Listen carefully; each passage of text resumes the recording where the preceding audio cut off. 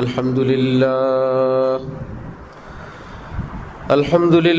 वकफ़ा वसलामुन अला इबादिहिल्लज़ीना इस्तफ़ा अम्मा बाद फ़अऊज़ु बिल्लाहि मिनश शैतानिर रजीम बिस्मिल्लाहिर रहमानिर रहीम या अय्युहल्लज़ीना आमनुत्तक़ुल्लाहा वकूनू मअस्सादिक़ीन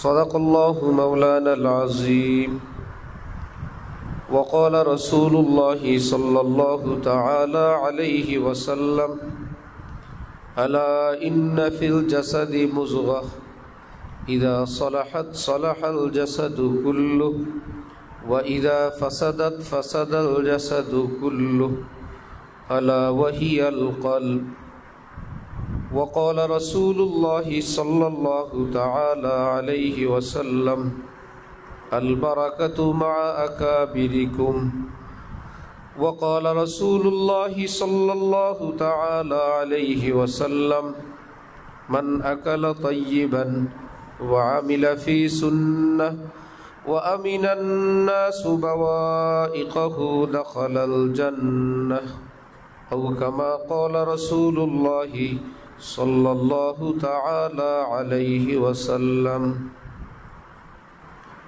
मुअज़्ज़ज़ हाज़िरीन, आमी आल्लाह पाक रब्बुल आलमीनेर पवित्र कलामेर अंश विशेष तेलावत करलाम एबं हज़रत रसूल करीम सल्लल्लाहु अलैहि वसल्लमेर कयेकखाना हादिस शरीफ पाठ करलाम। अल्लाह पाक कुरान शरीफ एवं हादिस शरीफेर कामिल हिदायत आमादेर सकलके नसीब फरमान। कुराने पाक एवं हादिसे पाकेर नूरे आमादेर जीवन के सुंदर करार आलोकित करार तौफीक दान करें।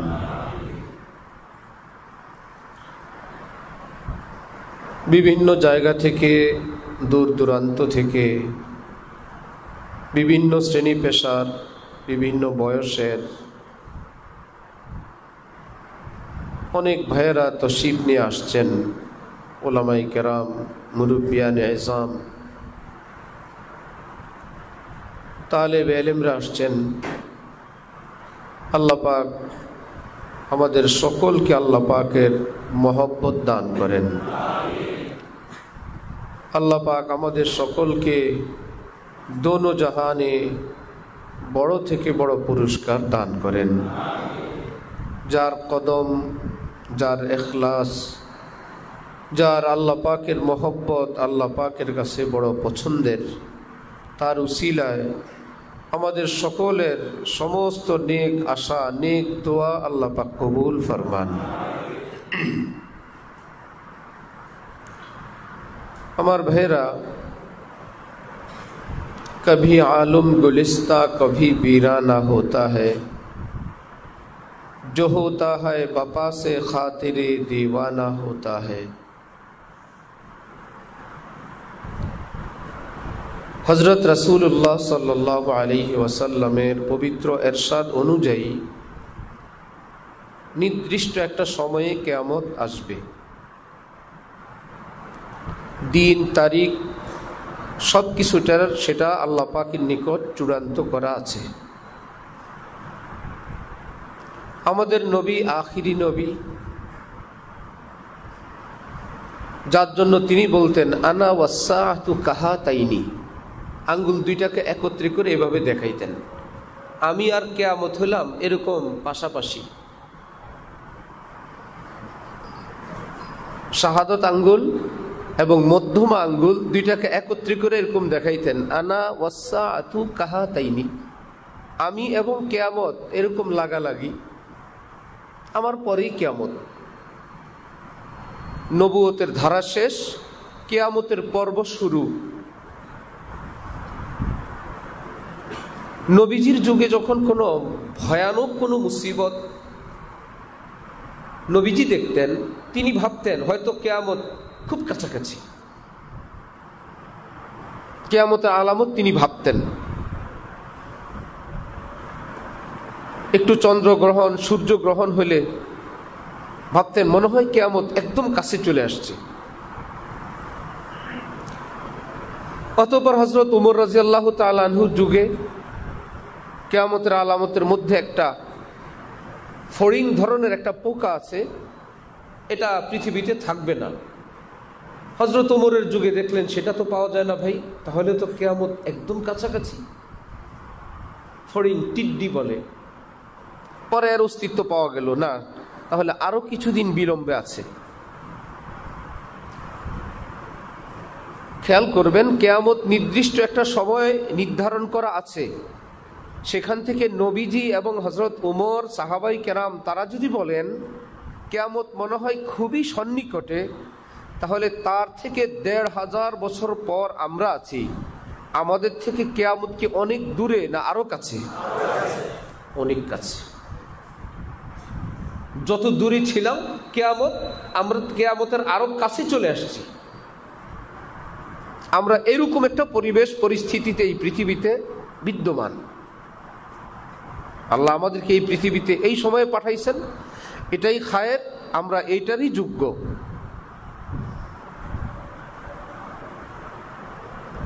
এই ক্ষেত্রে আমরা কিয়ামতের আলামত যেগুলো হাদিসে পাকে রাসূল সাল্লাল্লাহু আলাইহি ওয়াসাল্লাম ইরশাদ করেছেন, সচরাচর সেগুলো চতুর্দিকে প্রকাশমান, স্পষ্টভাবে পরিলক্ষিত করা যাচ্ছে। অযোগ্যরা বড় বড় পদে বসবে, নিচু লোকেরা বড় বড় দালান কোঠা করবে, সন্তানরা মায়ের সঙ্গে কাজের লোকের মতন, বাদীর মতন আচরণ করবে, সুদ, ঘুষ, জিনা, ব্যভিচার, অশ্লীলতা বৃদ্ধি পাবে। এগুলো কি শুরু হয় নাই, না হয়ে গেছে? খুন খারাপি বৃদ্ধি পাবে, মানুষকে মানুষ হত্যা করাকে খুব সহজ মামুলি মনে করবে, এলমে দ্বীনকে মানুষ দুনিয়ার পুঁজি বানাবে। দ্বীনি এলেম এটা দুনিয়া উপার্জনের একটা মাধ্যম, ইত্যাদি ইত্যাদি। চতুর্দিকে এতটা ব্যাপক যে আমরা মনে হয় কিয়ামতের একদম দ্বার প্রান্তে আছি। কিছু কিছু আলামত বাকি আছে। ইমাম মাহদী আসবেন, হযরত ঈসা আলাইহিস সালাম আসবেন, আবার দাজ্জালও আসবে। দাজ্জাল বড় ক্ষমতা নিয়ে, দাপট নিয়ে আসবে, কঠিন ক্ষমতা নিয়ে আসবে। তো আমরা কিয়ামতের এমন এক কাছাকাছি অবস্থানে, যখন দাজ্জালের আবির্ভাবের খুব পূর্ব মুহূর্ত। আমার পীর ও মুর্শিদ, আমার শায়েখ, এই দেশের, এই জগতের, সারা পৃথিবীর আল্লাহওয়ালাদের যিনি সর্দার, মস্ত বড় আল্লাহওয়ালা বুজুর্গ আরিফ বিল্লাহ হযরত মাওলানা শাহ আব্দুল মতিন সাহেব দামাত বারাকাতুহুম, আল্লাহ পাক হযরতের হায়াতে সুস্থতার সাথে, আফিয়তের সাথে অনেক বেশি বরকত দান করেন। তো হযরত বলছেন, যে মানুষেরা হুজুগে পড়ে যায়, কোনো একটা কিছু দেখলেই সেই দিকে দৌড়াইতে থাকে, আশ্চর্যকর কিছু একটা দেখলো সেই দিকে দৌড়াইতে থাকলো, লোক বেশি দেখলো সেই দিকে দৌড়াইতে থাকলো, কোরআন হাদিস দলিল প্রমাণ আলেম ওলামা কারো তোয়াক্কা করে না। এই অভ্যাসের লোক যারা, এরা বেশিরভাগই দাজ্জালের পালায় পড়ে যাবে।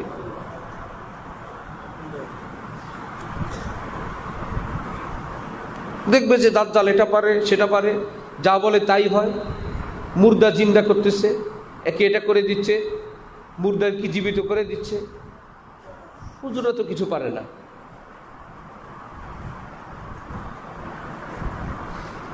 এজন্য হযরত জুনায়েদ বাগদাদি রহমতুল্লাহ আলাইহি বলতেন, গর হাওয়া পে উড়তা है रात दिन তরকে সুন্নত जो करे शैतान गिन। যদি কাউকে দেখো শূন্যে উড়ে ফু দিয়ে আগুন জ্বালায় দেয়, মুহূর্তের মধ্যে এক জায়গা থেকে আরেক জায়গায় সফর করে চলে আসছে। দাড়িওয়ালা টুপিওয়ালা এইরকম কোনো বুজুর্গ দেখলা? কিন্তু লক্ষ্য করে দেখা গেল লোকটা সুন্নত পরিপন্থী জীবন যাপন করে, সুন্নত শরীয়তের বালাই নাই, কিন্তু অলৌকিক অনেক কিছু আছে। হাওয়ায় উড়ে, ফু দিলে আগুন জ্বলে, এরকম কিছু হয়ে যায়। কত আগে জুনায়েদ বাগদাদি বলে রাখছেন, গার হাওয়া পে উড়তা হ্যায় রাত দিন, তারকে সুন্নত জো করে শয়তান গিন। যদি দেখো তার মধ্যে সুন্নত নাই, তাহলে মনে করবা এটা একটা শয়তান, ইবলিস। ইবলিস এক জায়গা থেকে আরেক জায়গায় যেতে ঘন্টা ঘন্টা লাগে না, মুহূর্তেই পারে। ইবলিস আকার আকৃতি ধারণ করতে, মুহূর্তে আকৃতি ধারণ করতে পারে। ইবলিসের কোরআন শরীফ মুখস্থ, হাদিস শরীফ মুখস্থ, তাওরাত জাবুর ইনজিল মুখস্থ, ফতোয়া ফারায়েজ মুখস্থ, তারপরেও তার নাম কি? ইবলিস, মলউন। হযরত জুনায়েদ বাগদাদির আরেক গল্প, এক বেচারা 10 বছর হযরতের কাছে থাকছেন, থেকে যাওয়ার সময় একটু বিরক্ত হয়ে রওনা হয়েছেন। কি ব্যাপার বাবা? সে বেচারা সত্যি সত্যি বলল, আমি আপনাকে বুজুর্গ মনে করে আসছিলাম, এই 10 বছরে তো কোনো কারামত দেখি নাই, কেরামতি অলৌকিক কোনো কিছু আপনার মধ্যে আমি দেখি নেই, এই জন্য আমি রওনা হইলাম। হযরত জুনায়েদ বাগদাদি ভাবলেন, আমি তো সাধারণ মানুষ, কিন্তু সে তো হক্কানি আল্লাহওয়ালা বুজুর্গানি দিনের নিকট গিয়েও তাদের প্রতিও কুধারণা করে করে ফিরে আসবে। আমাকে খারাপ ভাবলে তো আপত্তি নাই, কিন্তু হক্কানি মানুষদেরকেও তো সে ভাববে এরাও সঠিক না, কোনো কেরামতি দেখলাম না। তো উনি বললেন যে, বেটা তোমার কাছে আমি জিজ্ঞাসা করি, বলো তো এই 10 বছরের জুনায়েদকে সুন্নত শরীয়তের খেলাফ চলতে কি তুমি দেখছো? যুবক বলল, আমি মিথ্যা বলবো না হুজুর, আমি আপনাকে দেখি নাই, আমি আপনাকে সর্বদা সুন্নত শরীয়তের উপরেই চলতে দেখলাম। আমি যেটা পাই নাই সেটা হলো অলৌকিক কিছু আমি পাই নাই। তিনি বললেন, বাবা, আল্লাহ পাক যদি কাউকে 10 বছর টানা শরীয়তে পাকের উপর চলার তৌফিক দান করেন, এর চাইতে বড় কারামত আর কি হইতে পারে? এটাই বড় কারামত।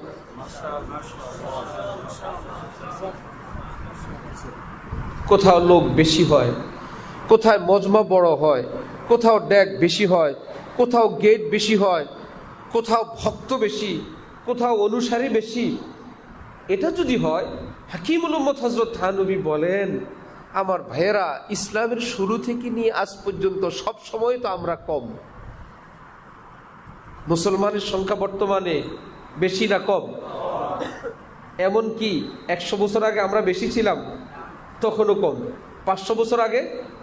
তখনও কম। নবীর যুগে মুসলমানের সংখ্যা কম, মাত্র 1.25 লাখ, 1.25 লক্ষ মুসলিম, সারা পৃথিবী কাফের। যদি সংখ্যা দেখো, যেখানে লোক বেশি সেটাই সঠিক। হযরত থানবী বলেন, 1 ভোটেই তো তোমার ইসলাম শেষ। কাফেরদের লোক বেশি, যেখানে সংখ্যায় বেশি সেটাই রাইট। তাহলে মুসলমানের লোক বেশি না কাফেরের লোক বেশি? তাহলে তো তোমার ইসলাম ধর্মের উপর তুমি কুড়াল দিলা প্রথমবারেই।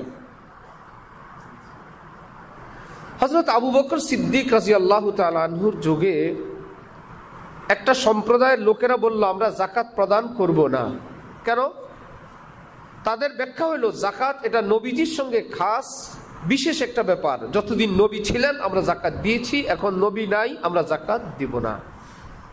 ইসলামের যাবতীয় আমল আমরা করব। যাকাত ইসলামের একটা বুনিয়াদ, ভিত্তি। হযরত আবু বকর সিদ্দিক খলিফা, তিনি বুঝাইলেন, যেহেতু একটা সংঘবদ্ধ গ্রুপ, রাষ্ট্রের নিয়ম এই ক্ষেত্রে যথাযথ নিয়ম অনুসরণ করা। আগে বুঝাও, তারপরে প্রেসার দাও, তারপরে পদক্ষেপ, তারপর সকল পদক্ষেপের একটা পর্যায়ে হযরত আবু বকর সিদ্দিক বললেন, তাহলে আবু বকর সিদ্দিক তোমাদের বিরুদ্ধে জেহাদ ঘোষণা দিল, আমি জেহাদ করব তোমাদের বিরুদ্ধে। এরা কি কাফের না মুসলমান? মুসলমান। সাহাবাই কেরাম বললেন, দেখেন মাত্র নবীজি দুনিয়া থেকে গেলেন, আপনি মুসলমান যদি যুদ্ধ করেন কেমন হবে? তিনি বললেন, তাহলে কি তোমরা এটা চাও ইসলামের একটা বুনিয়াদ আমার হাতেই দাফন হয়ে যাক কিয়ামত পর্যন্ত? তাহলে যাকাতের বিধান ইসলামে আর থাকবে না, তাদের ভক্ত অনুসারী হয়ে যাবে অনেক। কারণ সবাই সুযোগ তালাশ করে ইসলামের উপর আমল করে, ওই কাজটা না করলেও হবে, দেখবেন এর ভক্ত অনেক। মুসলমান যদি শুনে নারীরা চেহারা না ডাকলেও হবে, ওই হুজুরের ভক্ত অল্প না অনেক। হ্যাঁ, ইসলামের উপর আমরা চলবো, ফেসবুক ইন্টারনেট ইউটিউব চালাইলেও ঠিক আছে, এই হুজুরের ভক্ত অল্প না অনেক? অনেক। মুসলমান তারাবি 8 রাকাত পড়লেও চলবে, এর ভক্ত অল্প না অনেক? মুসলমান দাড়ি না রাখলে কিংবা ছাটলেও চলবে, এদের ভক্ত অল্প না অনেক? যেই মুসলমান বলে একটু ছাড় দেয়, ওই পক্ষের লোক বেশি হয়ে যায়। এটা একটা পদ্ধতি। এত ভালো, ইসলামও থাকলাম, সুযোগ সুবিধাও আছে, ইসলামের উপরও থাকলাম, ইসলামের অনেক পদ্ধতি আছে, এই পদ্ধতিতে কোনো পর্দা নাই, এত ভালো। আর ওই হুজুরদের কাছে পদ্ধতিটা কঠিন, ওখানে শরীয়তের অনেক কঠিন। এখানে শরীয়তের আরেকটা পার্ট আছে, এখানে সহজ। এখানে নামাজ নিয়ে অত ঝামেলা নাই, এখানে দাড়ি দুড়ি নাই, এখানে পর্দার পেরেশানি নাই, 20 রাকাতের কোনো ঝামেলা নাই, এখানে হালাল হারামের কোনো আলোচনা নাই। ইসলাম ভালো ধর্ম, ইসলাম শান্তির ধর্ম। হুজুররা যে কড়াকড়ি করে, এত তো আমি শান্তি দেখি না, অনেক কষ্ট দেখি। এই জন্য আমাদের অনেক দায়িত্বশীল ব্যক্তিরা পর্যন্ত বলেন ইসলাম শান্তির ধর্ম, সুতরাং ইসলামে কোনো যুদ্ধ জেহাদ এগুলো ইসলামে নাই। তাহলে ইরানের মুসলমানরা গাজার মুসলমানদেরকে গিয়ে আপনি বলেন ইসলাম শান্তির ধর্ম, ইসরায়েল যতই ঝামেলা করুক, তারা ভুল করে, খবরদার আপনারা অস্ত্র হাতে নেবেন না, কারণ ইসলাম কিসের ধর্ম? শান্তির ধর্ম। এখানে মানুষ মারা জায়েজ নেই। এরা যা করছে, এর পুরস্কার প্রতিদান তারা পাবে। আমাদের ধর্ম যেহেতু ইসলাম শান্তির ধর্ম, এ সারা পৃথিবীতে মোটামুটি এটাই মুখস্থ করাইছে, তোমরা অস্ত্র বানায়ও না, অস্ত্র রাখো না, ট্রেনিংও দিও না, কিছুই করো না, কারণ ইসলাম কিসের ধর্ম? শান্তির ধর্ম। অশান্তি লাগলে আমরা করব, তোমরা শহীদ হয়ে জান্নাতে চলে যাবা। এটা দুষ্ট চক্রের একটা কথা, কঠিন ষড়যন্ত্র। উহুদ বদর কি ইসলামের বাইরে না ভিতরে? ওখানে কি সব তাহাজ্জুদের আমল হয়েছিল না জেহাদ হয়েছিল? তো যদি ভালো করে মুখস্থ করাই দিতে পারেন, আর যদি আলেম ওলামাদের থেকে দূরেই থাকে, এই লোক যদি ইসলামের ইতিহাস পড়ে দেখে সাহাবাই কেরাম যুদ্ধ করছেন, আবু জাহেলকে এরা খুন করছে, ইসলামে তো খুনাখুনি নাই ভাই। সারা জীবন বাপদাদা থেকে শুনে আসছি, স্কুলে পড়ছি, দেশ বিদেশে গেলাম, ডক্টরেট ডিগ্রি করলাম, আমি তো সারা জীবন জানি ইসলাম শান্তির ধর্ম, আর এখানে কিতাবের মধ্যে লেখা মুসলমানরা জেহাদ করছে, আমি এটা বিশ্বাস করি না। যদি এটা বলেন তাহলে তার ঈমান থাকবে না? শেষ। আর যদি বলেন আমি যদি এই কথা সত্য হয়, তাহলে এই কাজটা যারা করলেন আমি এটাকে পছন্দ করি না, তাও শেষ। বড় কঠিন। এই জন্য যেখানে একটু ছাড় আছে সেখানে লোক বেশি আছে। এই জন্য দেখবেন বেপরদা হুজুরের ভক্ত বেশি। যে এলাকায় মহিলাদের তারাবি জামাতে যাওয়ার সুযোগ আছে, মুসল্লি পুরুষ বেশি না মহিলা বেশি? মহিলা মুসল্লি বেশি। অত মুসল্লি পুরুষ নাই যত মুসল্লি মহিলা আছে, বের হইতে আছে, শেষই হয় না। হযরত আবু বকর সিদ্দিক রাদিয়াল্লাহু তাআলা আনহু বললেন, ইসলামের একটা বুনিয়াদ আমি আবু বকরের হাতে শহীদ হবে অসম্ভব। এইরকম একটা কম না, 100 কম শহীদ হোক, কিন্তু আল্লাহর দ্বীন অক্ষত থাকবে। সাহাবায়ে কেরাম মন খারাপ, এই মুসলমানই যুদ্ধ করব, কি মুশকিল। হযরত আবু বকর সিদ্দিকের সামনে তো ইসলাম বড়, কে মুসলমান বড় না ইসলাম বড়? এই জন্য তো ইসলামের জন্য মুসলমান জান দেয়, এই জন্য তো ইসলামের জন্য নবীজির রক্ত ঝরে। আল্লাহ পাক ইসলামের গায়ে নবীজির একটু রক্ত লাগাই দিলেন, পৃথিবীবাসীকে দেখাইলেন তোমার দেহের রক্তের দাম বেশি না আমার নবীজির এক ফোঁটার দাম বেশি? সব মুসলমান বলবে নবীজির এক ফোঁটার দাম পৃথিবীর সব মানুষের রক্তের চেয়ে বেশি দামি। এবার আল্লাহ দেখাইলেন তোমার সেই নবী যদি রক্তাক্ত হইতে পারেন, এবার বুঝো আমার দ্বীন এবং ইসলামের দাম কত বেশি, মর্যাদা কত বেশি। এবার মুসলমানরা দেদারসে হাসতে হাসতে জান দে, আমার নবীজি রক্ত দিলে আমার জীবন দিতে আপত্তি কিসের?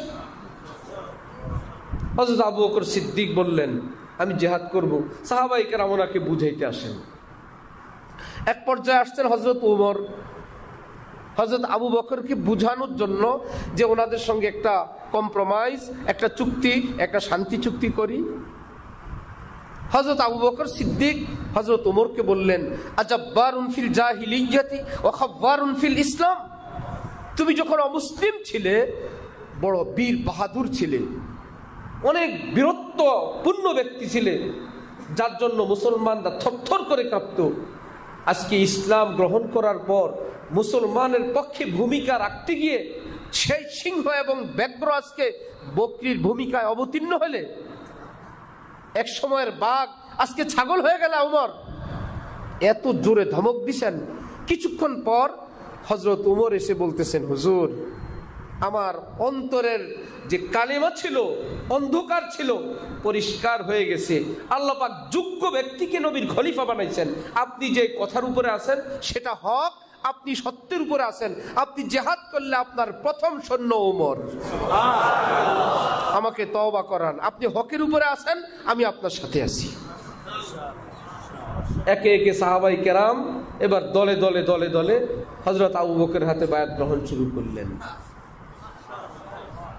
হাকিমুল উম্মত হযরত নবী বলেন দেখো তো এবার একজন সাহাবী আর হাজার হাজার সাহাবী, সংখ্যায় বেশি ছিল সাহাবীদের দিকে, কিন্তু হক কি সংখ্যার দিকে না আবু বকরের দিকে? বুঝা গেল হক এবং বাতিল এটা সংখ্যা দিয়ে হয় না। কিয়ামতের আগ মুহূর্তে ধীরে ধীরে মুসলমানের সংখ্যা কমতে থাকবে। তো হকের পাল্লা কি কাফেরের দিকে যাবে না মুসলমানের দিকেই থাকবে?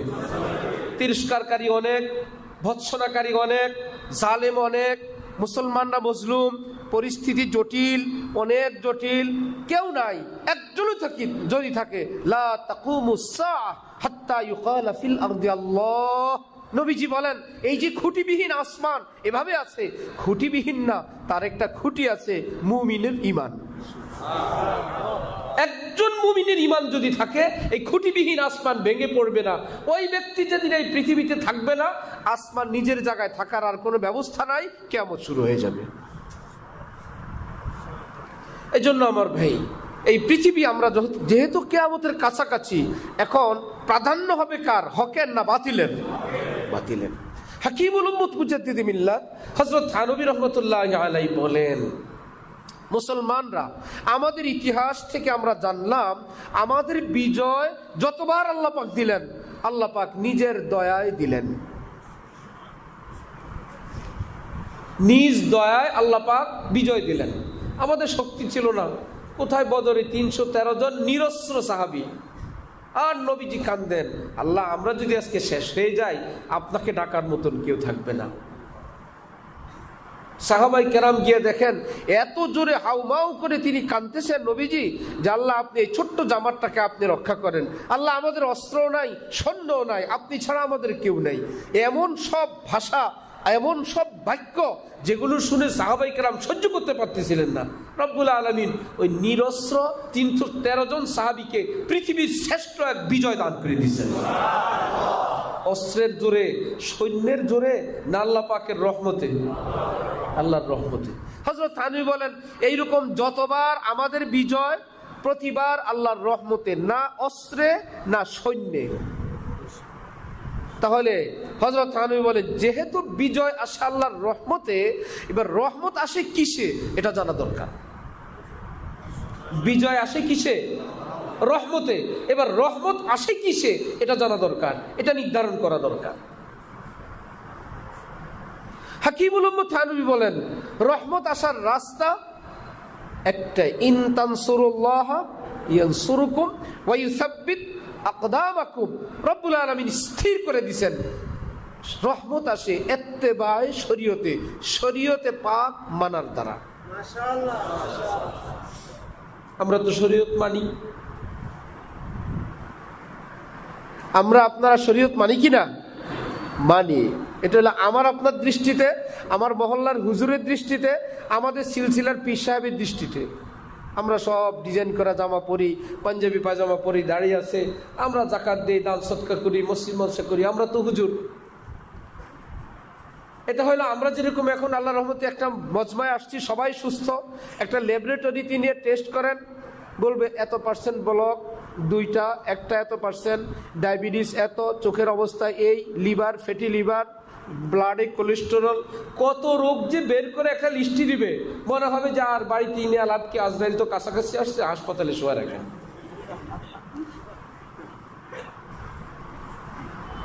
যে কাউকে টেস্ট করেন হাসপাতালে নিয়ে, বলবে যে আর খামাখা টানাটানি করে লাভ নেই।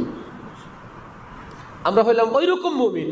আমাদেরকে যদি ইমানের ল্যাবরেটরিতে নিয়ে টেস্ট করে, তখন দেখা যাবে আল্লাহ অল্পের জন্য কাফের হয় নেই, অল্পের জন্য মুনাফিকের নামে আয়াত নাজিল হয় নাই, অল্পের জন্য খোদার গজব পড়ে নাই। তাহলে বিজয় আসে আল্লাহর নুসরতে, আল্লাহর রহমতে, এটা মনে থাকবে।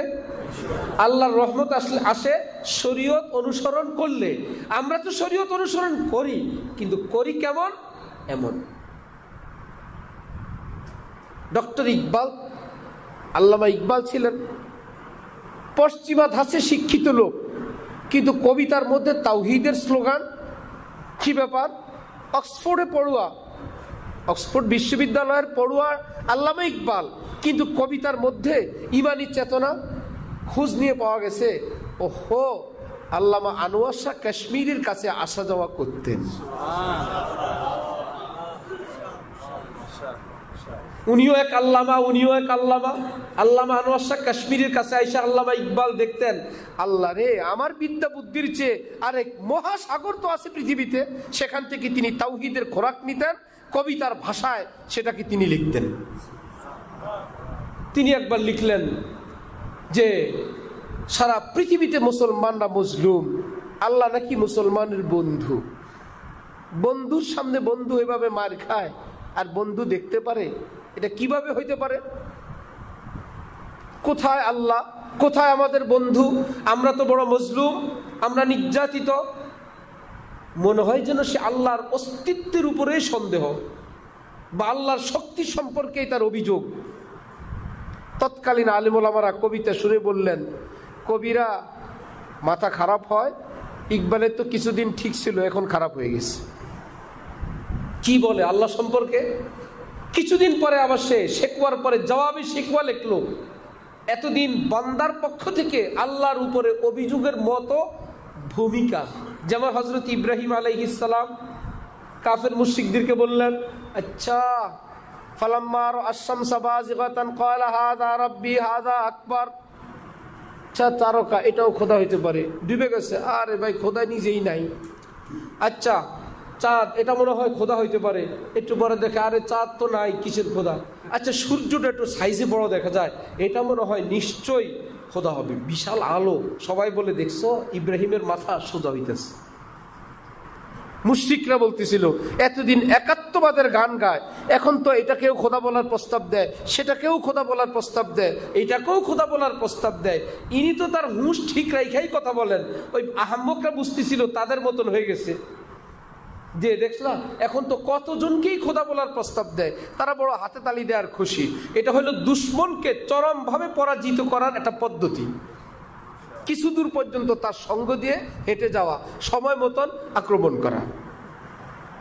একটু পরে যখন সূর্য অস্তমিত হয়ে গেল, এবার তিনি বললেন, তারকা দেখাইলাম, চাঁদ দেখাইলাম, সূর্য সবচাইতে পাওয়ারফুল, সেটাকেও তোমাদের সামনে খোদা বানানোর জন্য আলোচনা করলাম।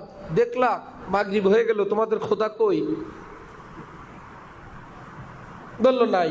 তা আমরা বান্দারা আছি, খোদা নাই, এটা হয় নাকি? বান্দা রয়ে গেছে, খোদা নাই, খোদা নাই হয়ে গেছে। আমি এরকম খোদা টোদা মানি না। যেই খোদা দিনেও আছেন, রাতেও আছেন, সব সময় আছেন, আমি সেই মহান এক খোদায় বিশ্বাসী। সবাই ভাবলো না রে, ভাবছিলাম আমাদের দলে আসছে, আমাদের দলে আসে নাই, সে তার দলেই আছে। আল্লামা ইকবালও এরকম ভান করলেন। যেমন সারা পৃথিবীর মুসলমানদের মনে এখন যেই কথা, কই আল্লাহর নুসরত, কই আল্লাহর মদত, কই গাজা শেষ, ইরান শেষের দিকে, পাকিস্তান সিরিয়ালে আছে, তুরস্কের নামও আলোচনা আসতেছে, আল্লাহ কই। এই কথাটাকে তিনি কবিতার ছন্দে লিখছেন, আল্লাহ আপনি কই।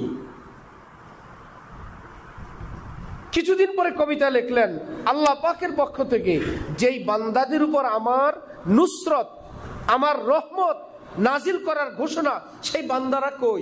যাকে দেখি এটাই চোরের খাতায় নাম, ওটা ডাকাতের খাতায় নাম, এটা সুদের খাতায় নাম, এটা ঘুষের খাতায় নাম, এটা হারামখুরিতে নাম, এটা সুন্নতের খেলাফে নাম, এটা বেপরদায় নাম, এটা মিথ্যুকে নাম, এটা কুদৃষ্টিতে নাম। আহা, আমার যেই বান্দাদেরকে আমি রহমত করব মুসলমান, এরা কই? মাশাআল্লাহ, মাশাআল্লাহ। তখন সবার হুঁশ ফিরছে, ওফো, তিনি তো এই কথা বলার জন্য আগে ভূমিকা দিছিলেন। এই জন্য আমার ভাইয়েরা, এই পৃথিবীতে বেঁচে থাকার জন্য অর্থ দরকার নিশ্চয়ই, সম্পদ দরকার নিশ্চয়ই, এলেম দরকার নিশ্চয়ই, জনশক্তি দরকার নিশ্চয়ই, অস্ত্র দরকার, সেটাও নবীজি শিখিয়ে গেছেন। খালি তসবিহ নিয়ে জিকিরে যান নাই, অস্ত্র নিয়ে গেছেন না? কিন্তু ফয়সালা কি অস্ত্রের উপরে না আল্লাহর উপরে?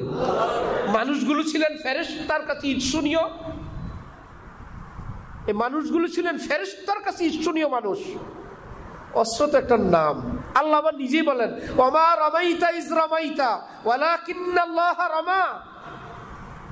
হে নবী, আপনি যখন বালুগুলো নিক্ষেপ করলেন কাফেরদের দিকে, নিজেই বলেন আপনি যখন নিক্ষেপ করলেন, আপনি করেন নেই।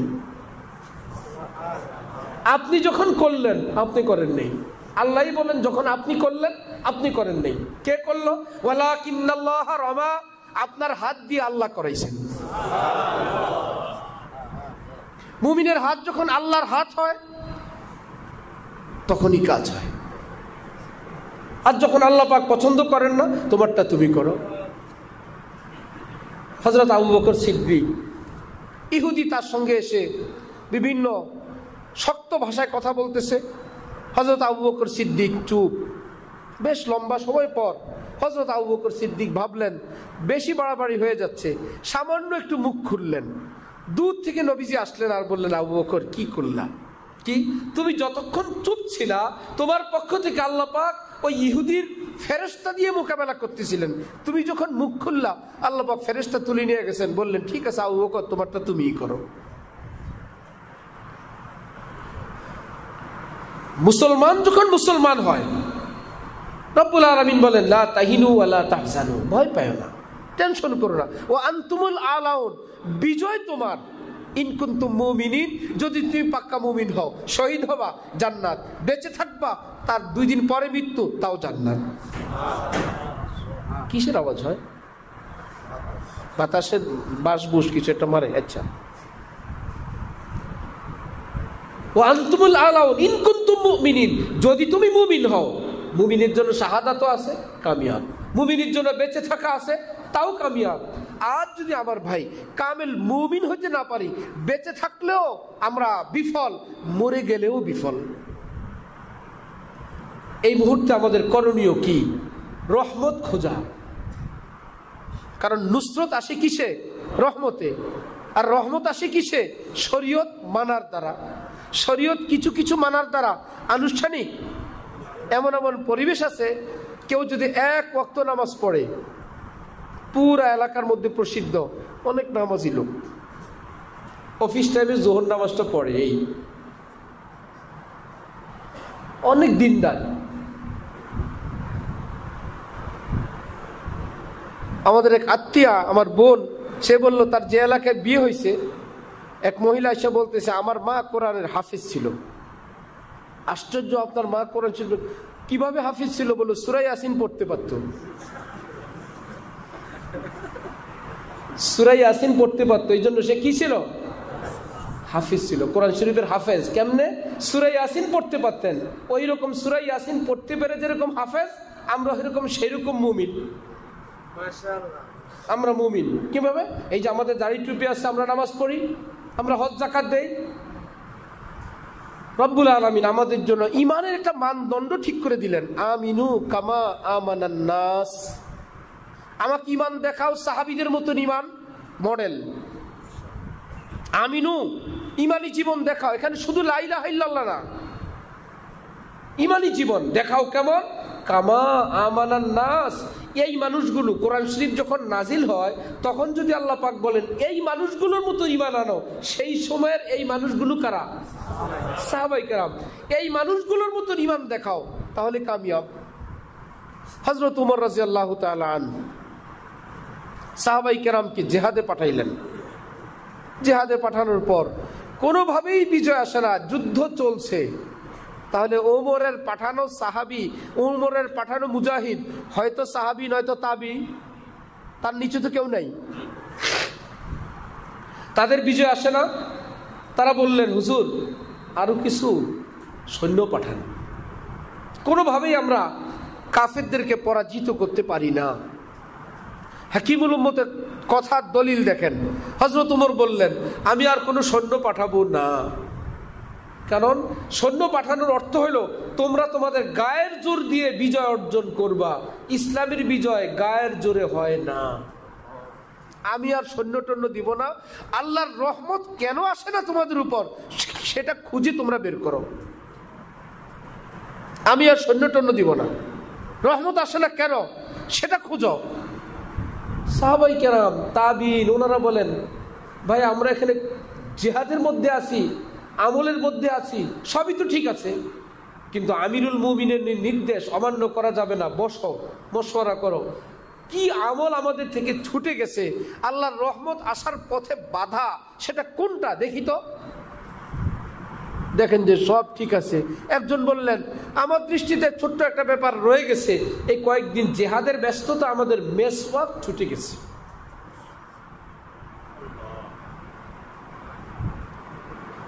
চলো, আর তো কোনো কিছু খুঁজে পাওয়া গেল না, মেসওয়াক শুরু করি। আমিরুল মুমিনিনের নির্দেশ। সবাই মেসওয়াকের ফিকির করলেন। বাস অল্প একটু, পুরা কারেন্টের লাইট আছে, পাওয়ার হাউস আছে, কারেন্টের জায়গায় কারেন্ট আছে, লাইট ফ্যানের জায়গায় লাইট আছে, মধ্যখানে যদি একটা সুতা কাটিং থাকে, একটা সুতা তার কাটা থাকে, লাইট কিছু জ্বলবে? ওই এক সুতা যদি জোড়া দিয়ে দেন সব জ্বলে উঠবে। যেন তাদের বিজয়টা এরকম একটা সুতা বাকি ছিল। সবাই মিলে মেসওয়াকের প্রস্তুতি শুরু করলেন। মেসওয়াক করার এই নূর যখন আল্লাহ পাক তাদের মধ্যে পূর্ণ করে, ইমানের নূরকে আল্লাহ পাক প্রজ্বলিত করে দিলেন, মুহূর্তের মধ্যে কাফির মুশরিকরা সব পলায়ন করে চলে গেল। বিজয় আসছে কিসে? গায়ের জোরে, সৈন্যের জোরে না আল্লাহর রহমতে? বলবেন এগুলো তো সব আগের যুগের গল্প, এই যুগের কিছু বলেন। সাহাবী তো সাহাবী। পুরা পৃথিবীর শ্রেষ্ঠ সন্ত্রাসী আমেরিকা 20 বছর আফগানিস্তানে জুলুম অত্যাচার করার পর, দেশটাকে তাদের শাখা বানায় ফেলার পর, সেই দেশে তাদের লক্ষ লক্ষ দালাল চামচা তৈরি করার পর, দেশটাকে নিজেদের ক্যান্টনমেন্ট বানানোর পর পরাজিত হইল যাদের কাছে, তারা কি সব বড় বড় অস্ত্রধারী না পায়জামা পাঞ্জাবি? কিচ্ছু নাই। কিরে ভাই দৌড়াও কেন? কেন যে দৌড়াই তাই জানি না। খালি হাত, খালি হাত তুমি দেখো খালি হাত, আমি না জানি কি হাত। মূর্খ লোক বিমানের ছাদে উঠতে পারে, অশিক্ষিত লোক বিমানের পাখায় উঠতে পারে, মূর্খ লোক এখানে সেখানে উঠতে পারে। শিক্ষিতরা তো জানে বিমানের কোথায় উঠতে হয়, জানে না? যেই বেচারারা আমেরিকার সৈন্য, যেই বেচারারা আমেরিকার দালাল, তারা গিয়ে বিমানের ছাদে উঠে কেন, পাখায় উঠে কেন? বলে কেন উঠি সেটা আমি জানি, তোমরা জানবে না। কমপক্ষে আমার নামায়া যাতে এই কথাটা বলে, দ্বিতীয় বিমানে তোরে নিব। এই বিমানের না ভাই নাম, পরেরটায় সবার আগে তোকে দিব, এই ফায়দাটা তো আছে। কি আছে? পায়জামা পাঞ্জাবি আছে, দাড়ি আছে, নামাজ আছে, লা ইলাহা ইল্লাল্লাহ মুহাম্মাদুর রাসূলুল্লাহ, হকের উপর থাকা আছে, ইত্তেবায়ে শরীয়ত আছে। রব্বুল আলামিন বলেন, আর বিজয় তো আজ হোক কাল হোক, আমি তো তোমাদেরকে দিবই, ইন কুনতুম মুমিনিন। আমরা আমাদের বিজয় আমাদের চালাকির মধ্যে নিয়ে আসছি। এই চালাকি করলে মনে হয় বিজয় আসবে। এতে করে যদি শরীয়তের কিছু খেলাফ হয়, এতে যদি সুন্নত কিছু বাদও যায়, এতে যদি আমাদের হযরতের নিকট এক লোক এসে বললেন, অনেক স্কুল কলেজ ভার্সিটিতে ইসলামের দাওয়াত দেয়, বলে সেখানে এই যে দাড়ি রাখে না, হিকমতের কারণে। কি হিকমত? বলো, যেখানে যেমন পরিবেশ সেরকম সেজে যাইতে হয়। আপনি যদি পায়জামা পাঞ্জাবি পরে যান, তাহলে তারা আপনাকে চিনে ফেলবে। আপনি কি করে যেতে হবে? আপনাকে তাদের মতন সাজুগুজু করে, যাতে তারা চিনতেই না পারে আপনি ভিন্ন কেউ, একদম তাদের মতন ক্লিন শেভ, সফান সফা। তারপরে তারা ভাববে তো একদম ঠিক আছে। এই জন্য এটা হিকমত। হযরত বললেন, সুন্দর কথা, যদি যারা যেমন, তাদের কাছে ইসলামের দাওয়াত দিতে গেলে তেমন হয়ে যাইতে হয়। পৃথিবীর বহু অঞ্চলের মানুষ পোশাক পরে না, তাহলে ওই এলাকায় ইসলামের দাওয়াত দেওয়ার হিকমতের পদ্ধতি কি হবে? পোশাকবিহীন যাও। মাশাআল্লাহ, মাশাআল্লাহ। হিকমত। নিজেদের খামখেয়ালির নাম রাখছে হিকমত, নিজেদের চালাকির নাম রাখছে হিকমত। হিকমত তো চালাকি। হিকমত আসমানি এক নুরানি পদ্ধতির নাম হিকমত, চালাকির নাম না, মিথ্যার নাম না, মুনাফিকির নাম না। সদা স্বচ্ছতা, রব্বুল আলামিনের সঙ্গে এক সুন্দর সম্পর্ক, মাখলুকাতের সম্পর্কে এক সদয় এক সম্পর্ক, এবং সুন্নাত শরীয়তের উপর থাকা।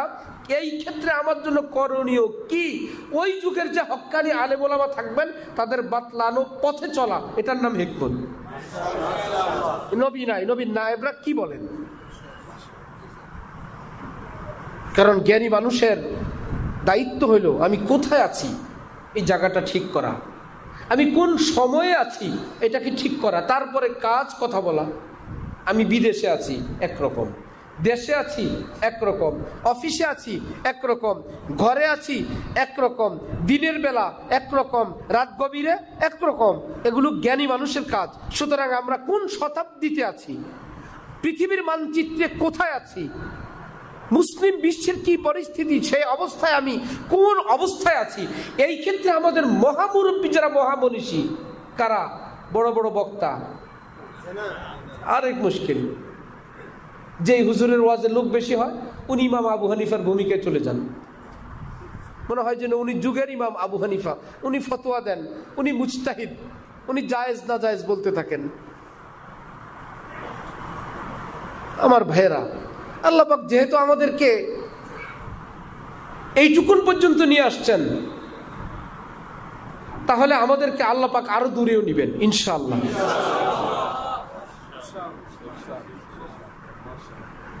অনেক দূরে নিবেন। হযরত ওয়ালা করাচি রহমতুল্লাহ আলাইহি বলছেন যে কাউকে যদি আল্লাহ পাক আল্লাহর মোহাব্বত দান করতে চান, তার প্রথম শর্ত হইল আল্লাহ পাক তাকে কোনো আল্লাহওয়ালার মোহাব্বতে ফেলাই দিবেন। হাজার ব্যস্ততাও তাকে আটকাইতে পারে না, কোনো না কোনো ভাবে তাকে আল্লাহওয়ালার পালায় ফেলাই দিবেন।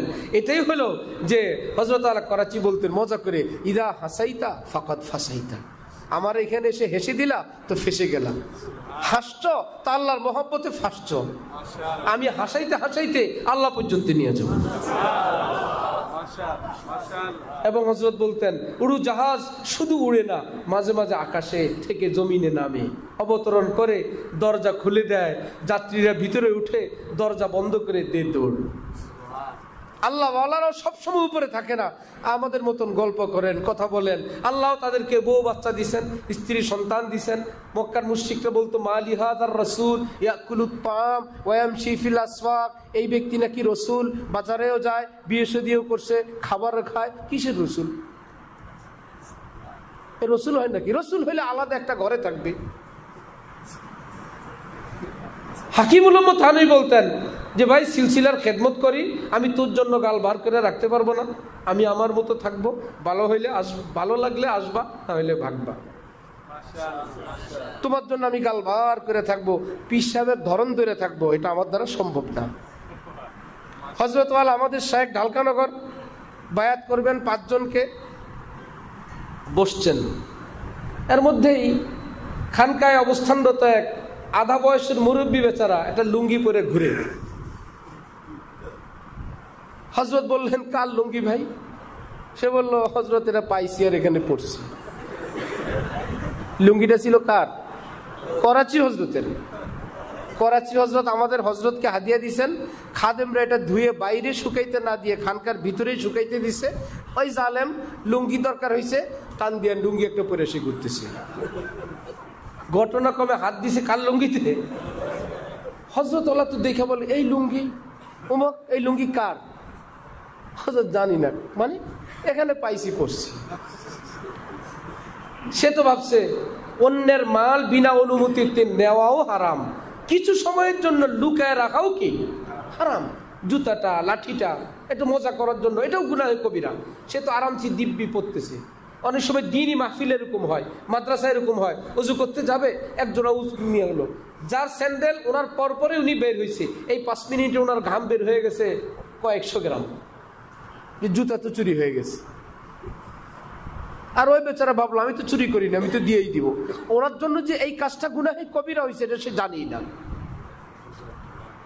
নিজের স্যান্ডেল চুরি হয়ে গেছে মসজিদে, এবার কিছুক্ষণ ঘোরাফেরার পর দেখে স্যান্ডেল এক জোড়া মসজিদের সামনে আছে, নিজেই ব্যাখ্যা করে এটা মনে হয় চোরায় রাইখে গেছে। চোরাই স্যান্ডেল এক জোড়া ওনার জন্য রাইখে গেছে, নিজেই ব্যাখ্যা করে এক জোড়া পরে চলে যায়। পরে ওই স্যান্ডেল যার ছিল সেই বেচারা এসে দেখে, আল্লাহ এই পুরান ডিও চুরি নিল।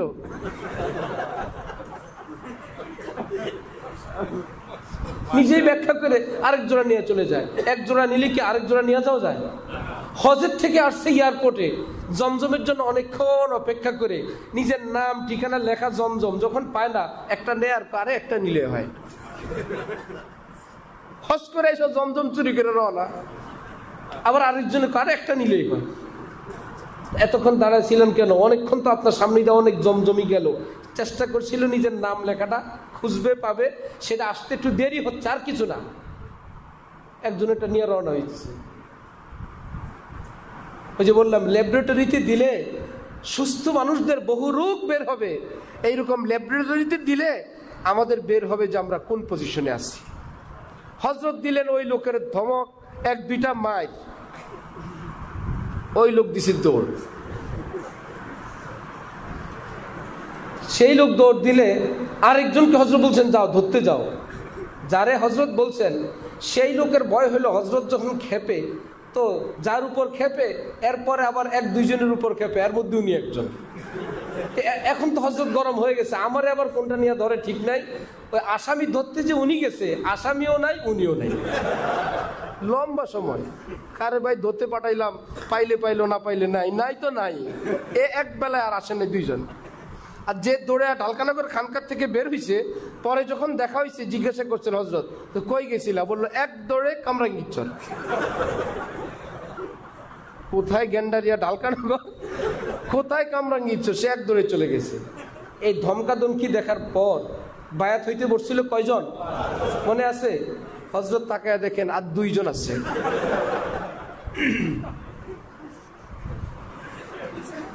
ওই 3 জন চুপচাপ ভাইগে চলে গেছে। এত গরম পীরের মুরিদ সম্ভব না।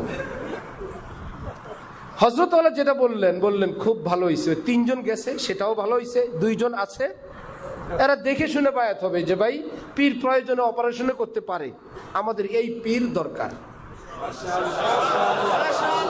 ওরা ভাবছে ভাই পীর সাহেবের কাছে আসছি, সবসময় নরম নরম কথা বলবে, যেই ভূমিকা নিছে, যে কঠিন অবস্থা, এই পীর আমাদের চলবে না। এরা চলে গেছে, তারাও ভালো করছে। এই জন্য হাকিমুল উম্মত থানভী বলতেন, আমি আমার মতোই থাকি, হাসি আসলে হাসি, কান্না আসলে কান্না করি, খাইতে বসলে খাই, পেট ভরে খাই। অনেকে যদি দেখে একটু ভালো খাইছে, পীর সাহেব মানুষ এত খাইলো, আস্তাগফিরুল্লাহ।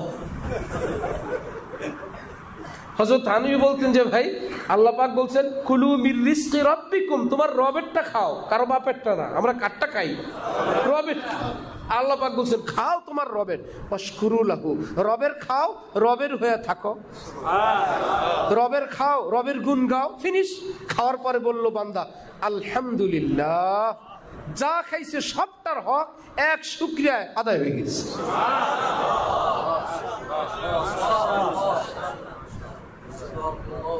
আমরা থাকি এমন এক দেশে, এমন এক পরিবেশে যে কেউ যদি একটু ভালো জামাও পরতে দেখে মনে হয় এটা মাকরু হয়ে গেছে। 3, 5, 7 তরকারি দেখলে এ তো নাজায়েজ হয়ে গেছে। মানে এমন এক নিচুতার মধ্যে আমাদের জীবন, এমন এক পরিবেশে আমরা বড় হয়েছি যে হযরত ওয়ালা দামাত বারাকাতুহুমকে একজন এক মসজিদের ব্যাপারে বললেন যে সাদা সিধা মসজিদ। হযরত বললেন মসজিদের মধ্যে কিসের সাদা সিধা? তুমি তোমার ঘর সাদা সিধা বানাও, আল্লাহর ঘরকে যথাসম্ভব সুন্দর বানাও। এক মসজিদের ব্যাপারে আলোচনা উঠলে বললেন খুব সাদা সিধা মসজিদ। হযরত বললেন যারা মসজিদটা সাদা সিধা রাখছে তাদের ঘর বাড়ি কি সাদা সিধা না স্পেশাল? স্পেশাল। নিজেদের ঘর বাড়ি স্পেশাল, আল্লাহর ঘর সাদা সিধা।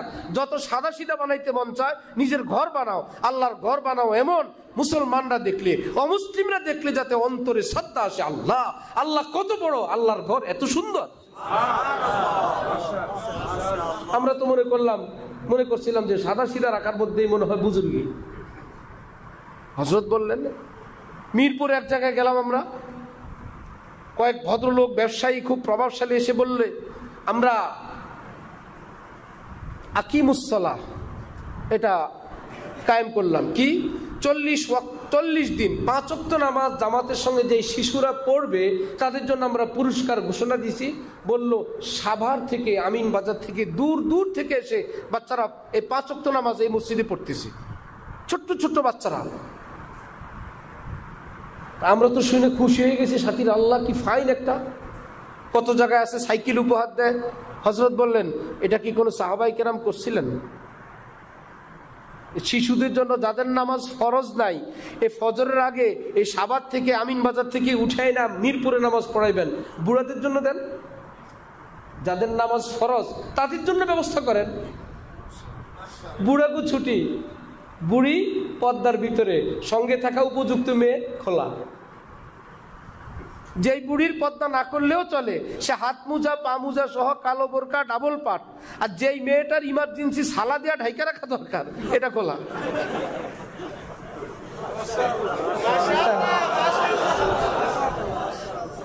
যেই বুড়াদের নামাজ কায়েম করা দরকার এরা নামাজে আসে না। যেই শিশুদের নামাজ ফরজই হয় নাই এদের জন্য আইন করে সাভার থেকে আনায় মিরপুরে নামাজ পড়ায়।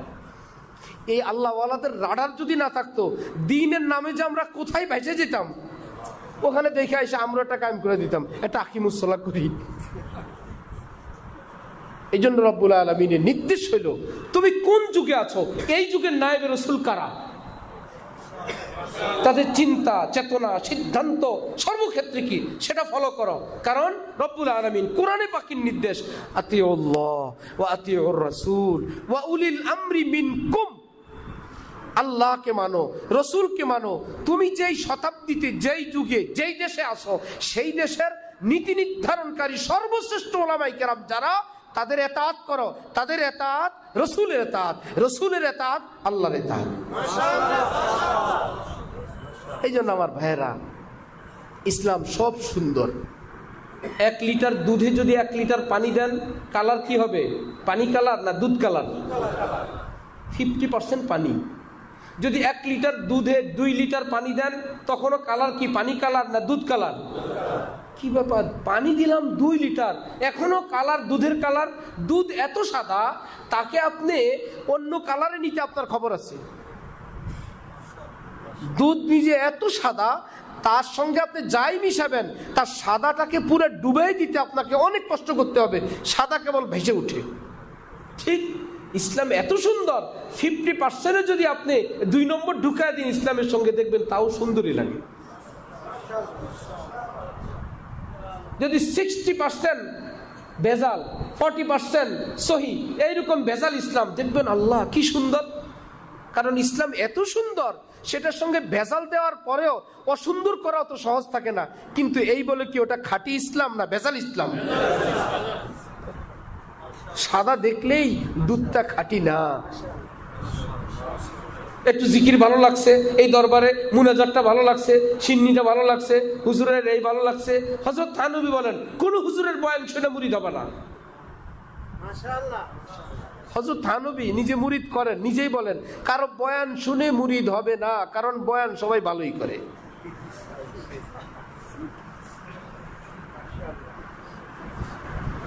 বয়ান সবাই কি করে? কেউ স্টেজে খারাপ কথা বলবে না, নিজের মান সম্মান যায়, নিজের গুডউইল যায়, নিজের ক্যারিয়ার যায়, নিজের ভক্ত নষ্ট হয়, এমন কাজ বোকাও করবে না। হযরত থানবী বলেন এই বয়ান ছাড়া আশপাশ একটু দেখো, লেনদেন দেখো, দিনরাত দেখো, আর একটু দেখো বয়ানের বাইরের একটা জীবন আছে দেখো। মিনার ময়দান, এহরাম পরা, নামি দামি এক হুজুর, বয়ানেও বড় প্রসিদ্ধ, মাওলানা আশিক সাহেব আমাদের সাথে আছেন। আমরা দুইজন তাকায় আছি, দিব্যি বাম হাতে বোতল খায়, একটু পরে বাম হাতে গ্লাস নিয়ে পানি পান করে। বললাম আহারে, ডাইন হাতের কথা হজে আইসা এহরাম পরেও মনে নাই।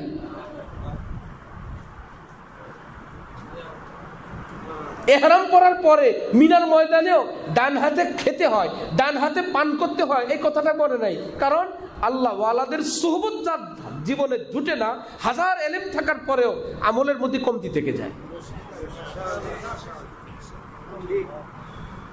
তো বুঝা গেল বয়ান দিয়ে হবে না। একটু দেখলে দেখবেন ও হুজুর বয়ান তো ভালোই করছিল, খাইতে আসলে দেখি বাম হাতে খায়, যেই বড় লোকমা দেয়। মুহিউসুন্নাহ আবরারুল হক সাহেব রহমতুল্লাহ আলাইহি সারা দুনিয়ার আলেম ওলামারা গেছেন, হঠাৎ খাওয়ার আগ দিয়ে বললেন আমি দস্তরখান পরীক্ষা করব, জুটার সাথে কে কে খাবারের অংশ ফেলে দিছে, গোশত, তরকারি, ঝোল, পোলাও, এর মধ্যে তো অনেকে ফেলাই দিছেনি। আরেকজনের বাড়ি হোক নিজের বাড়ি হোক, পোলাও খাবেন, মধ্যখানে একটা তেজপাতা, তেজপাতার এই পাশে ওপাশে যত পোলাও আছে সবটা বোন প্লেটে। হিউজ পরিমাণ গোশ আছে, এত হাড্ডি কাঁচায় খাওয়ার টাইম কোথায়? খাও আর ফেলো। হযরত ঘোষণা দিলেন আমি চেক করব দস্তরখান, বোন প্লেট। এইবার এই হুজুরের হাত থেকে তো আর রেহাই নেই। যখন শুনছে হযরত আসবেন, সবাই বোন প্লেট থেকে উঠে উঠে খাওয়া শুরু। এ তেজপাতা পরিষ্কার করে, এ হাড্ডি পরিষ্কার করে, উল্টা উঠায় খায়। এইরকম লোক না হইলে কি আর মানুষ মানুষ হয়? ফরিদাবাদের হযরত মুফতি আবু সাঈদ সাহেব দামাত বারাকাতুহুম দেখা করতে গেলাম, পানি পান করবেন, পানির গ্লাসটা হাতে নিয়েই বাম হাতটা মাথায়, পরে নিজেই বললেন এই যে হাত একটা আমার মাথায় চলে গেছে জানেন কি?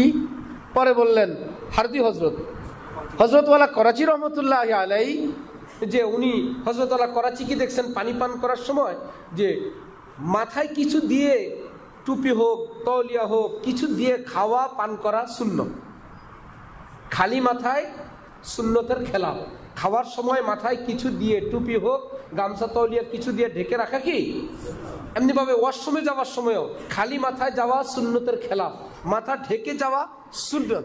উনি বলেন ওই যে হজরতকে দেখছিলাম, দেখার পর থেকে হজরতকে দেখছিলাম ডান হাতে পানি নিয়ে পান করার আগে মাথায় হাত দিছিলেন, এখন আমার সারা জীবনের অভ্যাস হয়ে গেছে, কিছু পান করতে নিয়ে হাতে নিলে বাম হাতে আমার মাথায় চলে যায়,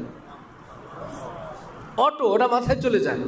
বললো বুঝা গেল এলেম কেবল কিতাব থেকে শিখলে এটা আমলে আসে না, আরেক আল্লাহওয়ালার আমল দেখলে তারপরে নিজের জীবনে সেটা আমল আসে।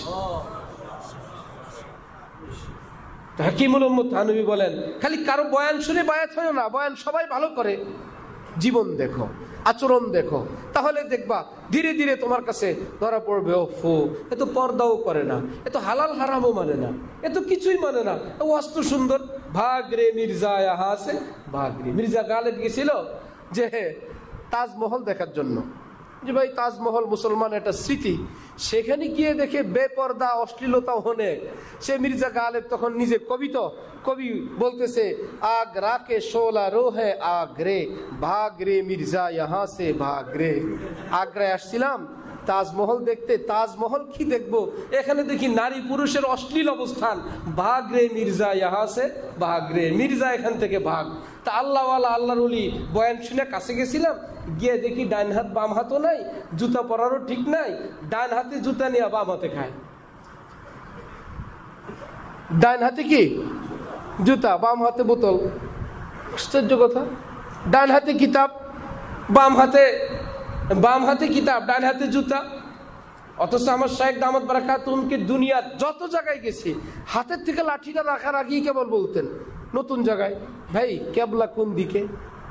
শুনতে শুনতে কি ব্যাপার, পরে জানতে পারলাম লাঠিটা যে রাখবেন, লাঠির পায়ের অংশটা যেন কেবলার দিকে না যায়।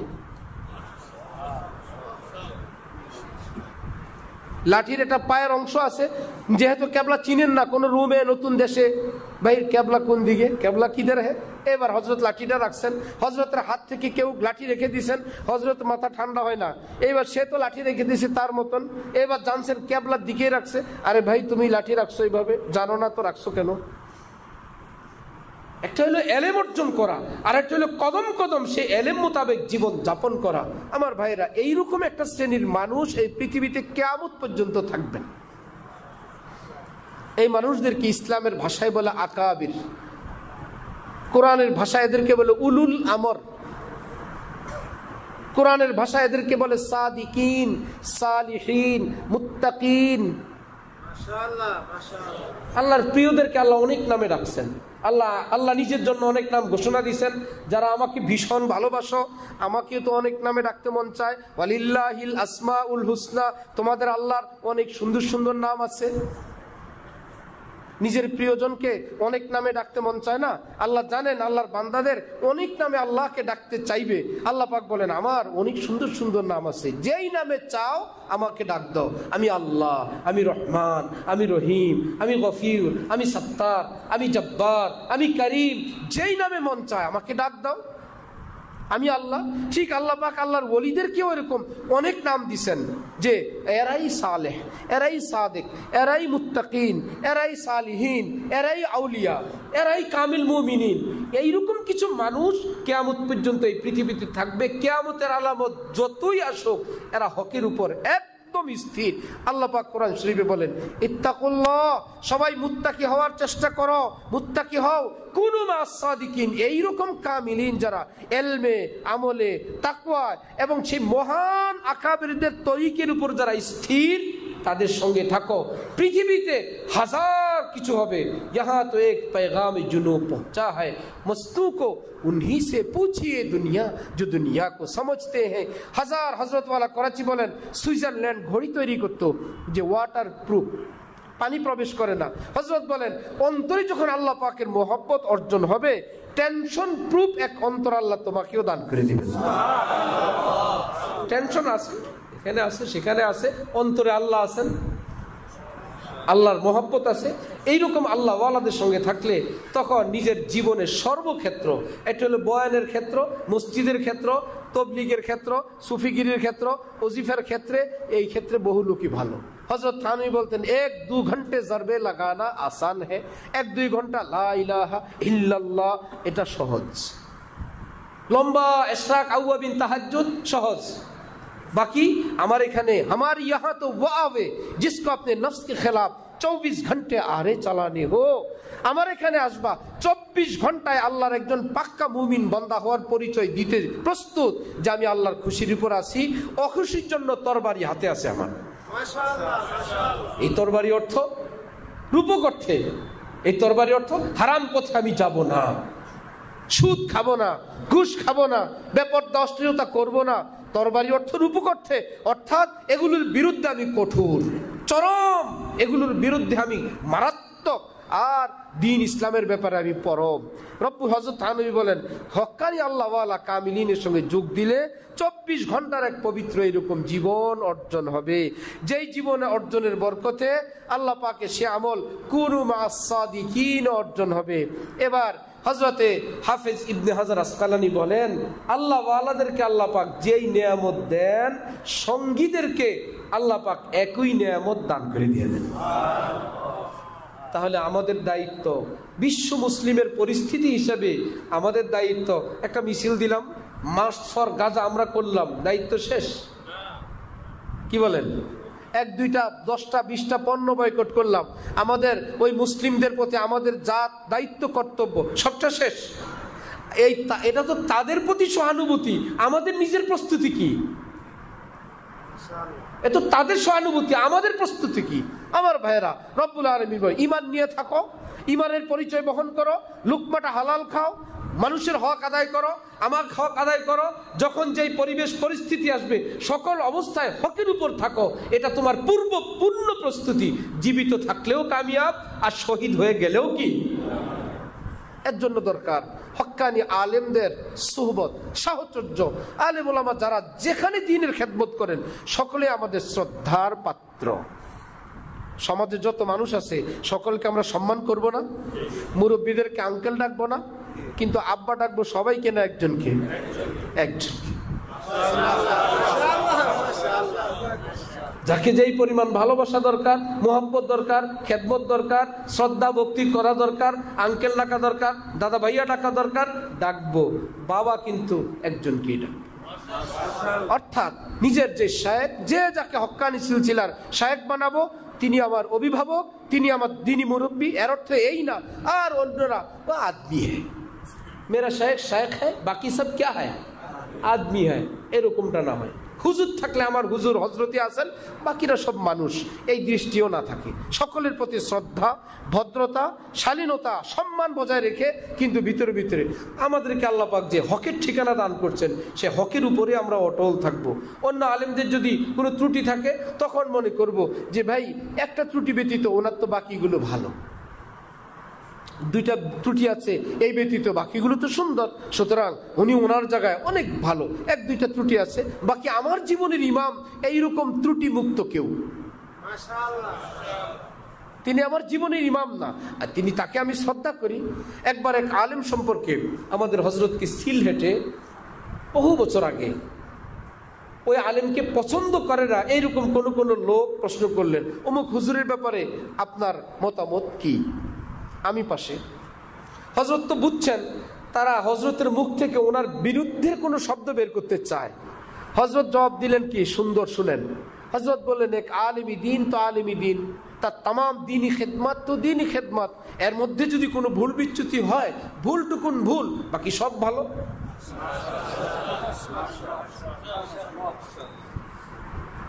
যেমন সূর্য সারা বছর আলো দেয়, একদিন কয়েক ঘন্টার জন্য মেঘ এসে সূর্যের আলো ঢেকে দিল, এই বলে কি কেউ সূর্যের বদনাম করবে? সূর্যটা খারাপ হয়ে গেছে, আগে ভালো ছিল, সূর্য এখন আগের মতো নাই। সবাই বলবে সূর্য এই কিছু সময়ের জন্য মেঘ ঢেকে দিছে, মেঘ সরে গেলে সূর্যের কিরণ এই পৃথিবীতে আবার পৌঁছবে। সূর্য নিজের জায়গায় ঠিক আছে, মেঘ এসে একটু ঢেকে দিছে। একটা গাছ প্রতি বছর আম দেয়, হঠাৎ এক বছর আম ধরলো না, এই বলে কি রাগ করে গাছটাকে কেটে ফেলবো? না, আমার এই গাছ থেকে আমি অনেক আম খেয়েছি, এই বছর আম আসে নাই, আগামীতে আসবে। কোন আলেম যার থেকে আমরা মুসলিম সমাজ হাজারো রকমের ফায়দা উপকার আমরা অর্জন করি, তার থেকে কোনো ভুল বিচ্যুতি হয়ে গেলে সেটাকে আমরা চুপচাপ সম্মানের সঙ্গে আলাদা রেখে দিব আর তার প্রতি শ্রদ্ধা রাখবো। এই ভুলটুকুন তার ধুয়ে গেলে, মুছে গেলে, অথবা এই ভুলটুকুন ব্যতীত বাকি সবই তো তার ভালো। এর অর্থ এই না যে আমি ভালো হয়ে গেছি আর উনি নষ্ট হয়ে গেছেন, এইরকম চিন্তা মনোভাবনা রাখা। আল্লাহ আমাদেরকে মুসলমানদের প্রতি, সকল আলেম ওলামাদের প্রতি, দ্বীনের খাদিমদের প্রতি শ্রদ্ধা লালন করার তৌফিক দান করেন। এখন হলো ইন্নামাল মুমিনুনা ইখওয়ার যুগ, শুধু ঈমান আছে যার বুকে সে আমার ভাই। কোনো টুপি নাই, কোনো জামা নাই, কোনো সিলসিলা নাই। যদি বলে আমি মুমিন, তাহলে আমার আপনার মনে পড়া উচিত আমার এবং তার মধ্যে সম্পর্ক কি হবে। আল্লাহ পাক পরিচয় করিয়ে দিলেন কোরআনে পাকে, ইন্নামাল মুমিনুনা ইখওয়া, তোমার ভাইয়া লাগে। তোমার বুকে ঈমান, তার বুকে ঈমান, তুমি সে একজন ভাই। ভাই, হ্যাঁ, ভাইয়ের যদি কমতি থাকে আরেক ভাই আল্লাহর কাছে দোয়া করে, আল্লাহ আমার ভাইয়ের কমতি দূর করেন, আল্লাহ আমার ভাই নেশায় পড়ে গেছে ভালো করেন। বাবা যদি, ছেলে যদি একে অপরের জন্য দোয়া করে, কিন্তু পরিচয় কেউ ভুলে যায় না। ঠিক আমাদের মুসলমানরা যে যে ভুলের মধ্যে আছে, কাউকে ছোট খাটো অসম্মান করার না, তার জন্য দোয়া করব, তাকে ভালোবাসবো, আদর আপ্যায়ন করব, তাকে দ্বীনের দিকে আগানোর জন্য চেষ্টা করব। কশ্চিন কালো তাকে ছোট খাটো তুচ্ছ তাচ্ছিল্যের দৃষ্টিতে দেখব না, এটা গুনাহে কবিরা। আল্লাহ আমাদের সকলকে তৌফিক দান করেন। আর আমরা কি করব আল্লাহর কাছে? বিশ্বের মুসলমানদের জন্য আমার হযরতের কাছে আমি বারবার শুনছি, হযরত বলেন আলহামদুলিল্লাহ 5 ওয়াক্ত নামাজের পর আল্লাহ দোয়ার তৌফিক দেন।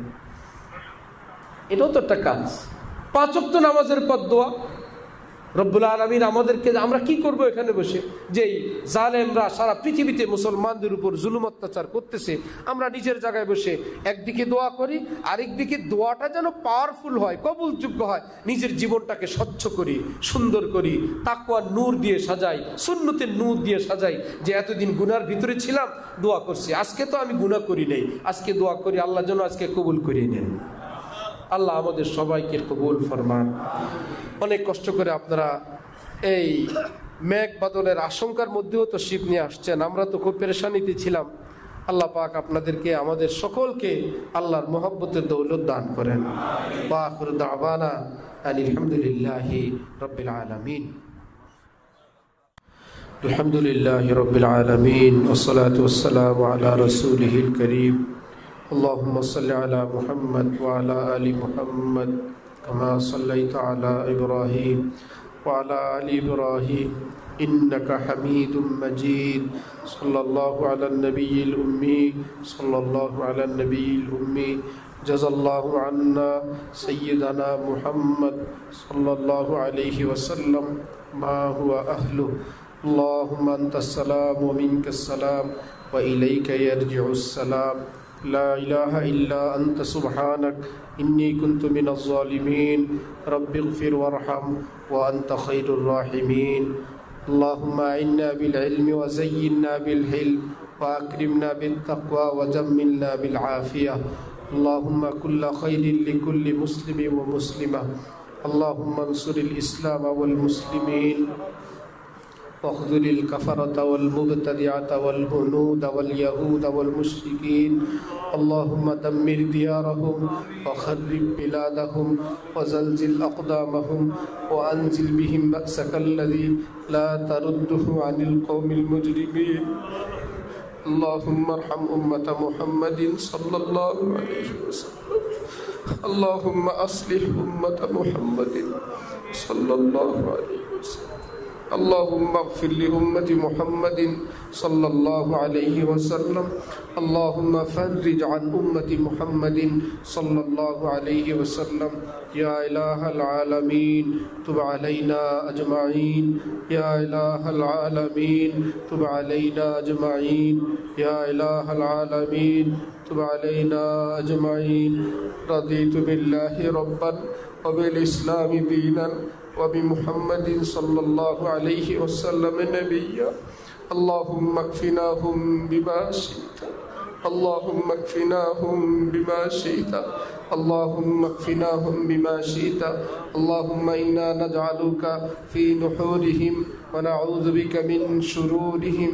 يا الله يا رحمن يا رحيم يا حي يا قيوم يا أرحم الراحمين يا كريم. আয় আল্লাহ মেহেরবান মালিক, আয় আল্লাহ আমাদের জীবনের সব গুনাহ মাফ করে দেন। আয় আল্লাহ আমাদের জিন্দেগি আপনি পাক সাফ বানায়ে দেন। আয় আল্লাহ করিম, আপনি গফফার, আপনি সত্তার, আমাদের গুনাহগুলোর উপর আপনি পর্দা দিয়ে ঢেকে দেন আল্লাহ। আয় আল্লাহ আমাদেরকে মানুষ হওয়ার তৌফিক দান করেন। আয় আল্লাহ ঈমানদার হিসাবে কবুল করে নেন। ঈমানি হায়াত, ঈমানি মওত মঞ্জুর ফরমান। আয় আল্লাহ আমাদের মা বাবাকে কবুল ফরমান। সকল আপনজন প্রিয়জন সকল মুসলমানকে কবুল ফরমান। আয় আল্লাহ সারা পৃথিবীর মুসলমান যে যেখানে আছে তাদের জান মাল ইজ্জত আবরু আপনি হেফাজত করেন। আয় আল্লাহ মুসলমানদেরকে ইলমে আমলে মালে দৌলতে সহ্য বীর্যে আপনি আয় আল্লাহ উন্নতি দান করে দেন। আয় আল্লাহ যে যেখানে ত্রুটি বিচ্যুতিতে কমতিতে আছে আল্লাহ আপনি তাদের কমতি দূর করে দেন। আয় আল্লাহ কাফির মুশরিকদেরকে হেদায়েত দান করেন। আয় আল্লাহ জালিমদেরকে আপনি হেদায়েত দান করেন। আল্লাহ যাদের ভাগ্যে হেদায়েত নাই আয় আল্লাহ আসমানি আযাব গজব দ্বারা আপনি হালাক করে দেন। আয় আল্লাহ এই পৃথিবীর আবু জাহেল, আবু লাহাব, আয় আল্লাহ সাদ্দাদ, নমরুদদেরকে আপনি হালাক করে দেন আল্লাহ। আয় আল্লাহ শিয়াল কুকুরের মৃত্যু আপনি দিয়ে দেন। আল্লাহুম্মা সাল্লিত আলাইহিম কিলাবাম মিন কিলাবিক। আয় আল্লাহ, আয় আল্লাহ পৃথিবীর মুসলমানদের অন্তরে রক্তক্ষরণকে আপনি কবুল করে নেন। আয় আল্লাহ ফিলিস্তিনকে আপনি হেফাজত করেন, ইরানকে হেফাজত করেন, পাকিস্তানকে হেফাজত করেন, আয় আল্লাহ বাংলাদেশকে হেফাজত করেন, সারা পৃথিবীর মুসলমানদেরকে আপনি রক্ষা করেন আল্লাহ। আয় আল্লাহ মুসলমানদেরকে ঐক্যবদ্ধ হওয়ার তৌফিক দান করে দেন। আয় আল্লাহ নিজেদের ভুল বিচ্যুতি কেটে উঠার তৌফিক দান করে দেন। আয় আল্লাহ মালে, দৌলতে, অস্ত্রে, আয় আল্লাহ সব দিক থেকে আপনি উন্নতি দান করে দেন। আয় আল্লাহ যে জালেমদের অস্ত্রই মুসলমান ধ্বংসের জন্য প্রস্তুতি, মুসলমানদেরকে হালাক করার জন্য, আয় আল্লাহ তাদের অস্ত্র দিয়ে আপনি তাদেরকে ধ্বংস করে দেন। আয় আল্লাহ তাদের অস্ত্রের গুদামে আগুন জ্বালায় দেন। আয় আল্লাহ তাদের অস্ত্র আপনি তাদের উপরেই ফেলায় দেন। আয় আল্লাহ আমাদের ছোট্ট ছোট্ট অস্ত্রকে আপনি বিশাল বড় বানায় দেন। আয় আল্লাহ লক্ষ্য বস্তুতে আপনি টার্গেটে সফল করে দেন। আয় আল্লাহ তাদের সব স্বপ্ন আপনি ভঙ্গ করে দেন। আয় আল্লাহ মুসলমানের বিজয় আপনি দান করেন। আয় আল্লাহ আমাদেরকে ঈমান শক্তি দান করেন। আয় আল্লাহ আমাদেরকে হালাল রুজিওয়ালা বানায় দেন, তেলাওয়াত ওয়ালা বানায় দেন, নামাজ ওয়ালা বানায় দেন, আল্লাহ আল্লাহ ওয়ালা বানায় দেন। আয় আল্লাহ আমাদের ঘরে টেলিভিশন দূর করে দেন। আয় আল্লাহ হারাম চরিত্র দূর করে দেন, অশ্লীলতা দূর করে দেন। আয় আল্লাহ সুদ ঘুষ দূর করে দেন, হারাম রুজি বন্ধ করে দেন, ধোঁকা প্রতারণা মিথ্যা দূর করে দেন। আল্লাহ আমরা নামে মুসলমান, আল্লাহ আমাদেরকে প্রকৃত মুসলমান বানায় দেন। আয় আল্লাহ আমাদেরকে খাঁটি মুসলমান বানায় দেন। আল্লাহ সারা পৃথিবীর মুসলমানদেরকে আপনি হেফাজত করেন। আয় আল্লাহ মসজিদ, মাদ্রাসা, দ্বীনের খেদমতওয়ালাদেরকে আপনি কবুল করেন। সব জরুরত আপনি পুরা করে দেন, সব বিপদ আপনি দূর করে দেন। আয় আল্লাহ এই মারকাজুল ইহসানকে আপনি কবুল করেন। আয় আল্লাহ এই জঙ্গলকে আপনি মঙ্গল বানিয়ে দেন। আয় আল্লাহ কিয়ামত পর্যন্তের জন্য কবুল করে নেন। আমাদের চাওয়ার চেয়ে হাজার গুণ বড় বানিয়ে দেন, হাজার সুন্দর বানিয়ে দেন। এর জন্য আহবাব, মুহিব্বিন, মুতাআল্লিকিন, মুনফিকিন, জাইরিন, আয় আল্লাহ সকলকে আপনি কবুল করেন। আয় আল্লাহ আপনার বান্দাদেরকে খেদমতের তৌফিক দান করেন। কারো কাছে গিয়ে, কারো কাছে চেয়ে বেইজ্জত হওয়া থেকে আপনি হেফাজত করেন। আল্লাহ আপনার বান্দাদের দিলকে আপনি মাইল করে দেন। আয় আল্লাহ আমাদের প্রথম ভবন হযরত থানবী ভবনকে আপনি কবুল করে নেন। আয় আল্লাহ আপনার মসজিদকে আপনি কবুল করেন। শিক্ষা ভবন, ছাত্রাবাস, আয় আল্লাহ আল্লাহ ওয়ালা বুজুর্গানে দ্বীনের নামে অসংখ্য ভবন আপনি দান করে দেন। পৃথিবীর সেরা প্রতিষ্ঠান বানায় দেন। আয় আল্লাহ সুন্নতের নূরে নুরানি বানায় দেন। আয় আল্লাহ পাক সাফ ইলমি তাহকিকে উচ্চ মাকামের প্রতিষ্ঠান বানায় দেন। দারওয়ান থেকে নিয়ে মুহতামিম সবাইকে আপনি কবুল করে নেন। দেশ সেরা, পৃথিবী সেরা এক প্রতিষ্ঠান বানায় দেন। এর জন্য কিয়ামত পর্যন্তের জন্য যা দরকার আপনি কবুল করে নেন। সব বাধা বিপত্তি দূর করে দেন, সব ভুল বুঝাবুঝি দূর করে দেন, সকলকে আপনি মহব্বত করার তৌফিক দান করে দেন। আয় আল্লাহ আমাদের ত্রুটি বিচ্যুতি আপনি মাফ করে দেন, আমাদের কমতি দূর করে দেন। আয় আল্লাহ যারা যেখান থেকে আসেন, আয় আল্লাহ কদম কদম আপনার মহব্বত আপনি কোটি গুণ দান করে দিয়েন। আল্লাহ যারা অনেক টাকা খরচ করে আসেন, হাজার কোটি টাকা আপনি তাদেরকে দান করে দিয়েন। আয় আল্লাহ যারা মহব্বত করেন তাদের অন্তরে আপনার মহব্বত আপনি দান করে দিয়েন। যার যে সিলসিলার হক্কানি আল্লাহ ওয়ালার সঙ্গে সম্পর্ক করা মুনাসাবাত, আয় আল্লাহ সেই হক্কানি আল্লাহ ওয়ালার সঙ্গে সম্পর্ক করার তৌফিক দান করে দিয়েন। সব বিপদ আপদ ফিতনাবাজ থেকে আপনি আমাদেরকে, আমাদের প্রতিষ্ঠানকে হেফাজত করেন। আয় আল্লাহ আমাদের বিবি বাচ্চাদেরকে আপনি কবুল ফরমান। ঘরে ঘরে রহমত দান করেন, বাড়ি বাড়িতে রহমত দান করেন, হালাল রুজিতে বরকত দান করেন, সব পেরেশানি দূর করে দেন। আয় আল্লাহ যাদের সন্তান নাই সন্তান দান করেন, যাদের আছে তাদেরকে দিনদার বানানোর তৌফিক দান করেন। আয় আল্লাহ স্বামী স্ত্রীর সুখময় দাম্পত্য জীবন দান করে দেন। যে জুলুম করে তাকে তওবা করার তৌফিক দান করে দেন। আয় আল্লাহ সমস্ত দ্বীনি জরুরত আপনি পুরা করে দেন। পৃথিবীর যে প্রান্তে এখনো মসজিদ মাদ্রাসা হয় নাই, দ্বীনের দাওয়াত পৌঁছে নাই, আয় আল্লাহ আপনি কুদরতিভাবে সেখানে দাওয়াত পৌঁছায় দেন।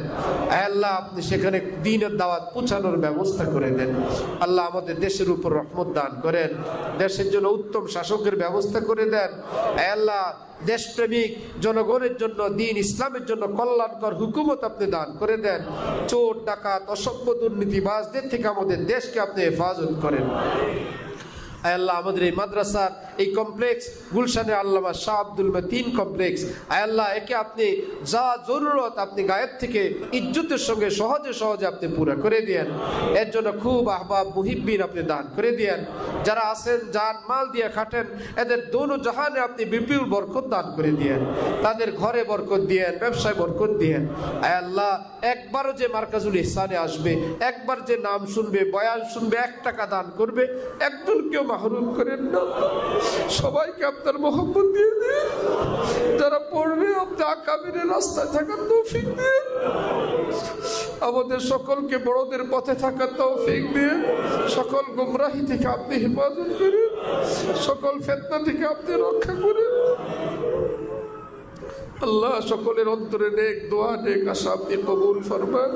আয় আল্লাহ আপনি জানেন আমাদের দুনিয়া যা দরকার, আখিরাতে যা দরকার আপনি দিয়ে যতদিন হায়াত সুখ শান্তিতে ইজ্জতের সঙ্গে সুস্থতার সাথে রাখেন আল্লাহ। আয় আল্লাহ কারো উপর বোঝা বানায় রাখেন না মাওলা। হায়াত শেষ হলে ঈমানের সাথে নিয়েন, কবরের সওয়াল জবাব সহজ করে দিয়েন। যাদের অসুস্থ কোনো আত্মীয় স্বজন মা বাবা ঘরে আছেন, আয় আল্লাহ তাদেরকে সুস্থ করে দিয়েন। কারো কোনো অচল মাজুর মা বাবা থাকলে আয় আল্লাহ তাদেরকে সুস্থতার হায়াত দেন। যারা খেদমত করে তাদেরকে বড় পুরস্কার দান করেন। আল্লাহ এই মজলিসের জন্য যারা খাটছেন, কষ্ট করছেন, খরচ করছেন, যে কোনোভাবে মাইকের আওয়াজেও যদি কেউ কষ্ট করে থাকেন, আয় আল্লাহ সকলকে আপনি বড় পুরস্কার দান করে দিয়েন। দোনো জাহানে বড় পুরস্কার দিয়েন। আল্লাহ কিয়ামত পর্যন্ত এই মজলিসকে আপনি কায়েম দায়েম রাখেন। সুবহান রাব্বিকা রাব্বিল ইজ্জাতি আম্মা ইয়াসিফুন ওয়া সালামুন আলাল মুরসালিন ওয়ালহামদুলিল্লাহি রাব্বিল আলামিন। সাল্লাল্লাহু